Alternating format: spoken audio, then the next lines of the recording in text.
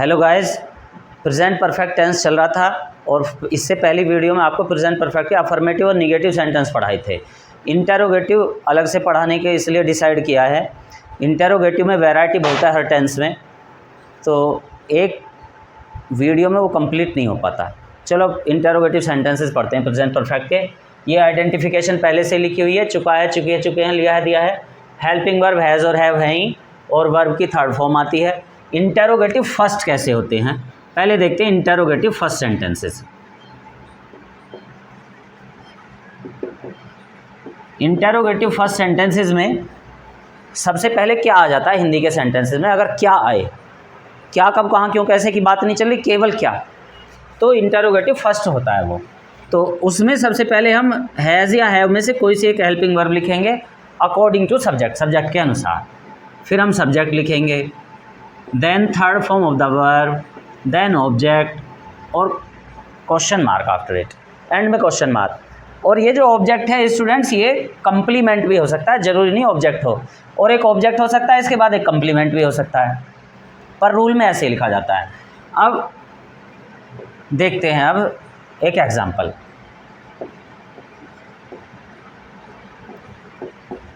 क्या राधा एक गीत गा चुकी है?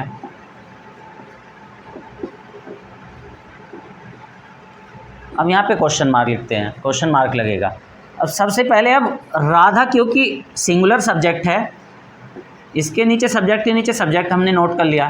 राधा के साथ अब हैज़ आएगा, वो स्टार्टिंग में आएगा, क्या की वोट नहीं लगानी है। हैज़ राधा, अब वर्ब की थर्ड फॉर्म लगाएंगे। गाने की होती है सिंग, सिंग की थर्ड फॉर्म होती है संग। हैज़ राधा संग, अब ये ऑब्जेक्ट बचा आ सॉन्ग। क्या राधा एक गीत गा चुकी है? हैज़ राधा संग अ सॉन्ग। एक और एग्जांपल देखते हैं।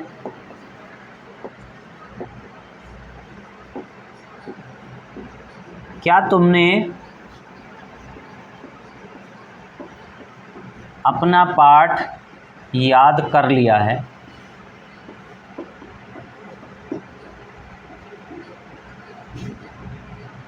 या क्या तुम अपना पाठ याद कर चुके हो? तुमने की इंग्लिश होगी यू। अब यू के साथ देखना है क्या आएगा, हैज़ या हैव। यू क्योंकि प्लूरल होता है तो आएगा हैव। क्या की कोई इंग्लिश वॉट हमको नहीं लगानी होती है इसमें, अगर क्या शुरू में आए हैव यू। फिर याद कर लेना, लर्न होती है इसकी वर्ब की थर्ड फॉर्म होती है लर्नड। अब बस ऑब्जेक्ट बचा, क्या याद कर चुके हैं? अपना पाठ, तो यू के साथ अपना की योर लगाते हैं, योर लेसन। अपने की इंग्लिश कौन से सब्जेक्ट के साथ क्या आती है, ये सब आपको पहले ही पढ़ा दिया गया है यूज़ ऑफ एसआरएम में। अब एक एग्जांपल और देखते हैं। अगर क्या के साथ साथ सेंटेंस में नहीं भी हो तो उसको हम इंटेरोगेटिव निगेटिव सेंटेंस बोलते हैं। जैसे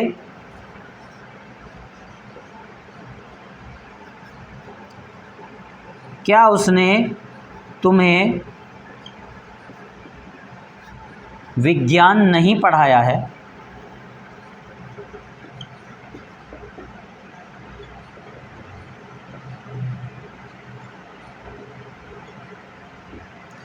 अब क्या के प्लेस पे हैज़ या हैव आएगा? उसने की ही इंग्लिश ही होती है, इसलिए ही के साथ हैज़ आएगा क्योंकि ही सिंगुलर होता है, हैज़ ही। अब देखो क्या भी आया है इसमें और नहीं भी, तो सेंटेंस है इंटेरोगेटिव निगेटिव सेंटेंस। क्या आया है शुरू में तो इंटेरोगेटिव फर्स्ट है, और नहीं भी आया तो ये निगेटिव भी है, तो इस सेंटेंस, ऐसे सेंटेंस को बोलते हैं इंटेरोगेटिव निगेटिव सेंटेंस। अब इसमें हैज़ नोट हैव नोट के बीच में सब्जेक्ट आ जाता है, ये चीज़ ध्यान रखनी है। हैज़ नोट एक साथ नहीं लगाना, पहले हैज़ लगाना है, फिर सब्जेक्ट लगाना है, फिर नोट लगाना है। यहाँ पे हेल्पिंग वर्ब आएगी, फिर सब्जेक्ट आएगा, फिर नोट आएगा अगर नहीं भी हो तो सेंटेंस में। अब फिर सेम है, वर्ब की थर्ड फॉर्म लगाएंगे। पढ़ाने की टीच होती है, थर्ड फॉर्म होती है टोट। Has he not taught. फिर ऑब्जेक्ट फर्स्ट आएगा यू, फिर ऑब्जेक्ट सेकंड आएगा science. Has he not taught you science, क्या उसने आपको साइंस नहीं पढ़ाया है? तो ये इंटेरोगेटिव निगेटिव सेंटेंस हुआ। एक और इंटेरोगेटिव निगेटिव समझाना है। अभी इधर इंटेरोगेटिव सेकंड समझाने हैं, फिर कौन वाले समझाने हैं, पूरा बोर्ड भर जाएगा। देखते हैं एक और सेंटेंस इंटेरोगेटिव निगेटिव। क्या उन्होंने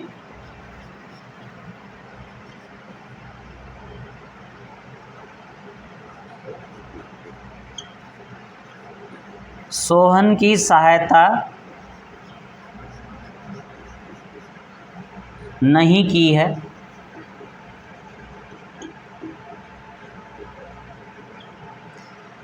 पहले स्टूडेंट सब्जेक्ट आएगा हैज़ या हैव इसलिए लगाएंगे क्योंकि ये है दे, उन्होंने की इंग्लिश होती है दे मीन्स वे या उन्होंने, दे के साथ हैव आएगा। और अब नोट लगाएंगे क्योंकि इसमें नोट भी आया नहीं भी आया है। क्या उन्होंने सोहन की सहायता नहीं की है, हैव दे नोट, और सहायता करने की आती है हेल्प, इसकी थर्ड फॉर्म आएगी हेल्प्ड। अब ये जो सोहन है ये है ऑब्जेक्ट, ये सब्जेक्ट नहीं है। सोहन किसकी सहायता की है, सोहन की, तो इसलिए सोहन ऑब्जेक्ट है ना कि सब्जेक्ट, सब्जेक्ट है they. Have they not helped Sohan. अब ये इंटरोगेटिव फर्स्ट हुए पहले दो सेंटेंस, फिर इंटरोगेटिव निगेटिव सेंटेंस हुए ये दोनों, क्या और नहीं आ रहा क्योंकि दोनों में। अब इंटरोगेटिव सेकंड सेंटेंस देखते हैं। इंटरोगेटिव सेकंड कैसे होते हैं ये बताया जाएगा पहले आपको।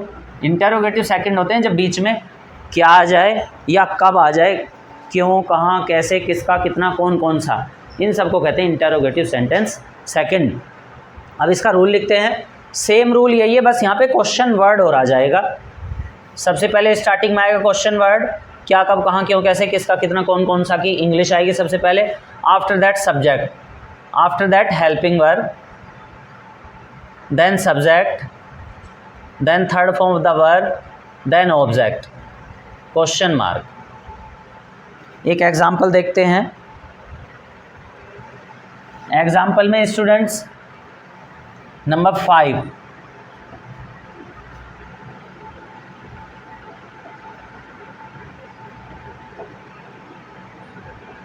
वह आज कहाँ चला गया है।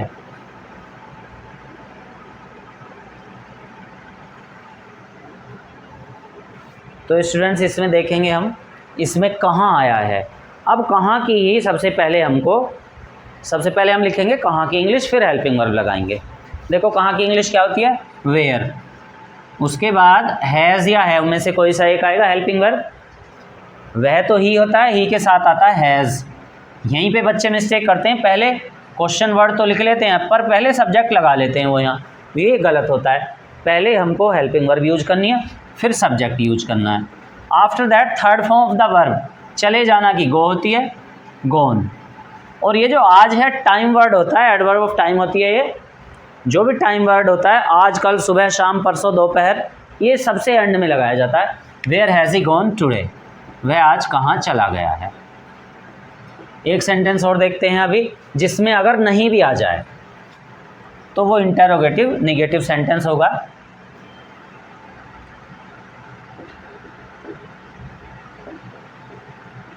मैंने आज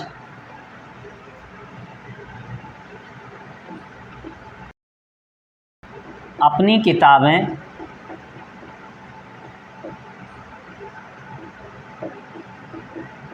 क्यों नहीं खोली हैं।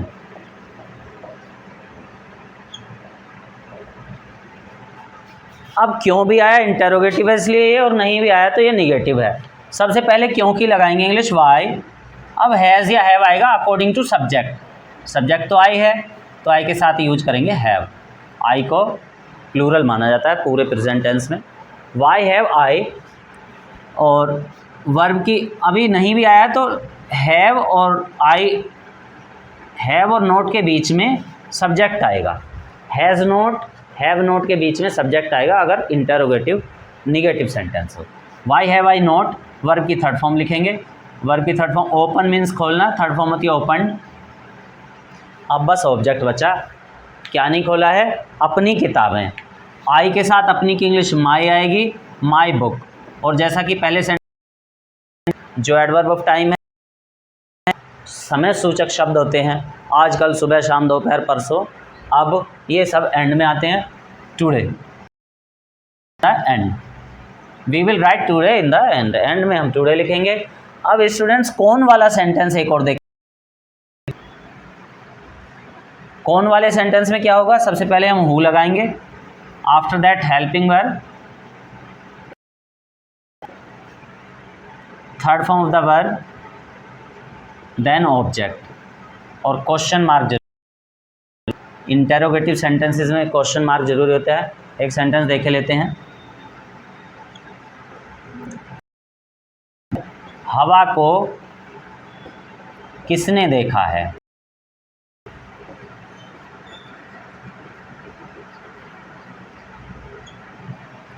कौन या किसने एक ही बात होती है, तो सबसे पहले किसने की इंग्लिश लगाएंगे हु। अब हु के तुरंत बाद हेल्पिंग वर्ब लगाएंगे हैज़ या हैव। कौन वाले सेंटेंस में सब्जेक्ट नहीं होता है, तो सब्जेक्ट देखो यहाँ कहीं लिखा भी नहीं है रूल में भी। अब हैज़ आएगा, हु हैज़, फिर देखने की आएगी सी की थर्ड फॉर्म सीन, और ऑब्जेक्ट है the wind. Who has seen the wind. बस एक और सेंटेंस समझाना है, पर उसको समझाने से पहले मैं लिखता हूं हुज माने किसका, विच माने कौन, हाउ मच मीन्स कितना, और हाउ मैनी मीन्स। अगर इनमें से कोई क्वेश्चन वर्ड आता है, इनमें से कोई सेंटेंस के बीच में आ जाए, तो फॉर्मेशन थोड़ी चेंज हो जाती है सेंटेंस की। हुज माने किस या कौन सी, हाउ मच मीन्स कितना, मीन्स कितने। कोई सा अगर बीच में आता है तो सब लिखेंगे, ऑब्जेक्ट आएगा बाद में होता है, ये पहले ही आ जाता है क्वेश्चन वर्ड के, उसके बाद होता है। देखो एक एग्जांपल देखते हैं।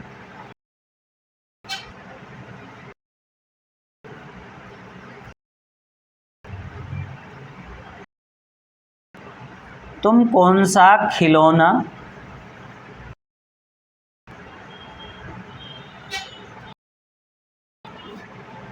तो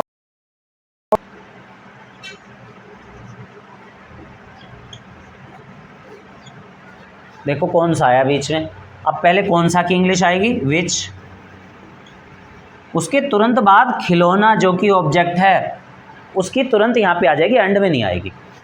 टॉय मीन्स खिलौना, विच टॉय। अब हैज़ या हैव आएगा, वो इसके अकॉर्डिंग आएगा सब्जेक्ट के। ये तो यू है, यू के साथ आएगा हैव, फिर सब्जेक्ट आएगा यू, और वर्ब की थर्ड फॉर्म आएगी, तोड़ने की ब्रेक होती है, थर्ड फॉर्म होती है broken. Which toy have you broken. तो स्टूडेंट्स इस सब को आप नोट कर सकते हैं, एक बार फिर से देख लीजिएगा सबको, और नेक्स्ट वीडियो में मिलते हैं फिर।